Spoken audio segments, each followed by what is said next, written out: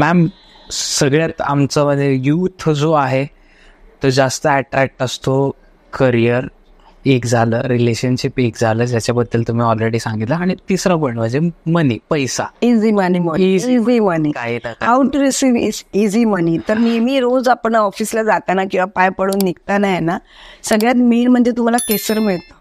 केसर त्यात तिळा लावा. त्यांना नाही लावायचं असेल तर केसर थोडंसं पाण्यात हे करायचं आणि तुमच्या शुक्राच्या उंचवटावर इथे अप्लाय करा. Left hand and right hand. Left is very important, it is a receiving hand. हे आपल्यासाठी असतं, ते अप्लाय करा. आणि नाभीला पण अप्लाय करा.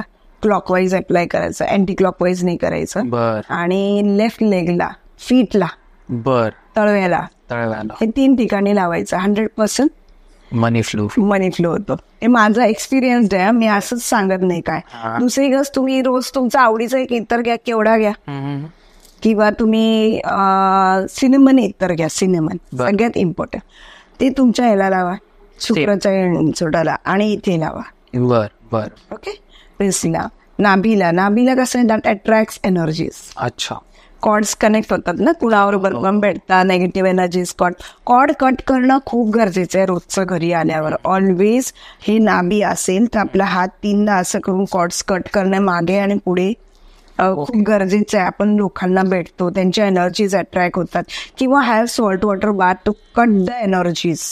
सगळ्यात main, have salt water bath daily.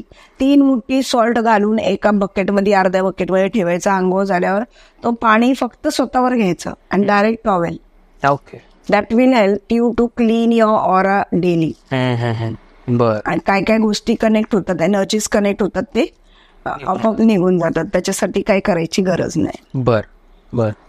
Okay, हे झालं. आता नेक्स्ट मला एक खूप महत्वाची गोष्ट सांगायची, रिलेशनशिप इश्यूज. आपल्याला सारखे भांडण होतात, काय होतात रिलेशनशिपमध्ये, आपण कसे स्मूथ रिलेशन, हार्मोनाइज रिलेशन असं नाही का मस्त व्हायला पाहिजे. तर त्यासाठी काय करायचं, असे दोघांचे फोटो घ्यायचे. ओके. आणि आता समजा हे फोटो आहेत, हे दोन्ही एकमेकाला असं चिटकवायचं. चिटकवायच्या आधी इथं हानी लावायचा एका फोटोला, आणि दोन्ही एकमेकाला चिटकवायचं. याला पिवळ्या धाग्याने बांधायचं, पिवळा अँड रेड आपल्याला मिळतं. बांधून हे अक्क आहे ना, अक्क हनी बॉटल मध्ये डिप करायचं. हनी बॉटल, मग तो फोटो एवढासा घ्या तुम्ही, हनी बॉटल मध्ये डिप करा, तो फ्रीज करा. फ्रीज करायच्या आधी ते हातात घ्यायचा बॉटल, जे आपण केलेलं असतं, त्याला एक आपण आपली ऊर्जा द्यायची हातात धरून. आणि अक्षरशः मनापासून तुम्हाला काय हवं आहे ते टाका आणि फ्रीज नाही करायचं तुम्हाला, तर तुम्ही अशा ठिकाणी ठेवा की ते परत उघडायला नाही पाहिजे. ओके. आणि जर तीच गोष्टीला रोज तुम्ही याला अफर्मेटिव्ह बोलत असाल, तुमच्या दोघांचं नाव घेऊन, तो 101% फळत. म्हणजे ते ठेवायचं आणि रोज त्याला झोपताना असं घ्यायचं आणि त्याला ऊर्जा द्यायची, आपलं अफर्म सांगायचं, परत ठेवून द्यायचं. परत दुसऱ्या दिवशी असं वाटलं तर घ्यायचं. अमावस्या पौर्णिमा तर करायचं. अमावस्या आणि पौर्णिमा तुमचं म्हणजे कंटिन्युअसली उल्लेख येतोय. सो ह्या अमावस्या पौर्णिमा हे कसं आहे ना, high tide and low tide हे खूप महत्वाची. पृथ्वी गोल फिरत असते ना. अमावस्या आल्यावर काय होतंय, सगळं समुद्राकडे गेला तर समुद्र पूर्ण आत जातो, पौर्णिमेला पूर्ण बाहेर होतो. तसंच आपली 70% अर्थ इज विथ वॉटर. 70% आपलं बॉडीमध्ये पण वॉटर आहे. त्या हिशोबात आपले एनर्जी शिफ्ट होत असतात.